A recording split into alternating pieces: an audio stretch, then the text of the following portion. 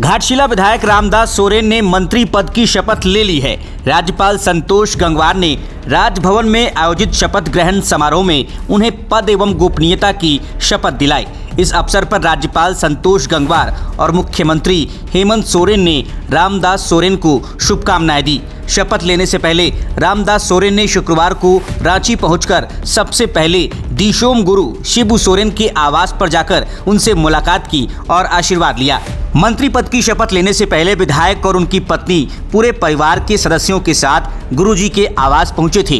रामदास सोरेन ने हेमंत कैबिनेट में चंपाई सोरेन की जगह ली है। वो मंत्रिमंडल में 12वें मंत्री हो गए हैं। चंपाई के इस्तीफे के बाद कैबिनेट मंत्री का पद खाली हो गया था। रामदास को चंपाई सोरेन का करीबी माना जाता है। रामदास सोरेन घाटशिला से जेएमएम के विधायक हैं।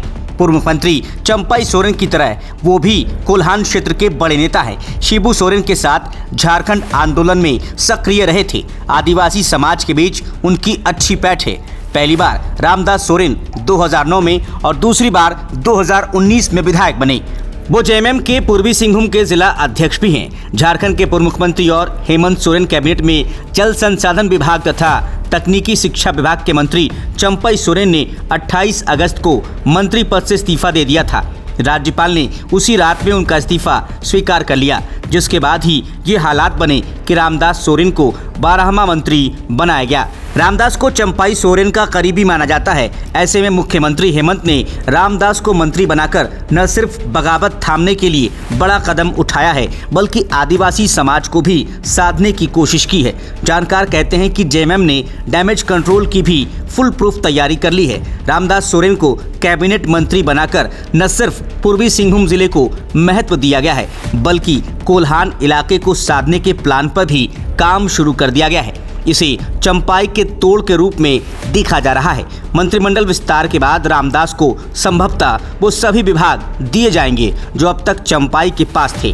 पार्टी रामदास को कोल्हान में अपना वोट बैंक मजबूत करने का काम सौंपेगी। हालांकि इस प्लान से जेएमएम को कितना फायदा या नुकसान होगा, ये तो चुनावी नतीजे आने के बाद स्पष्ट हो सकेगा। दरअसल रामदास सोरेन घाटशिला से विधायक हैं। ये विधानसभा पूर्वी सिंहभूम जिले में आती है। कोल्हान मंडल में 3 जिले पूर्वी सिंहभूम, सरायकेला खरसावां और पश्चिमी सिंहभूम आते हैं। इन तीनों जिलों में 14 विधानसभा सीटें हैं और चंपाई सोरेन का खासा प्रभाव यहाँ माना जाता है। इस इलाके में अभी जेएमएम के पास ऐसा कोई बड़ा नेता नहीं है जो चंपाई का विकल्प बन सके। चंपाई सोरेन की संगठनात्मक क्षमता का झारखंड मुक्ति मोर्चा को हमेशा फायदा मिलता रहा है। 2020 के चुनाव में जेएमएम ने कोल्हान इलाके की 14 में से 12 सीटें जीती थी। एक सीट अलायंस में सहयोगी कांग्रेस को मिली थी। वहीं एक सीट पर निर्दलीय सरयू राय का कब्जा रहा था। बीजेपी के हाथ खाली रहे थे। यहां तक कि तत्कालीन मुख्यमंत्री रघुवर दास को भी हार का सामना करना पड़ा था।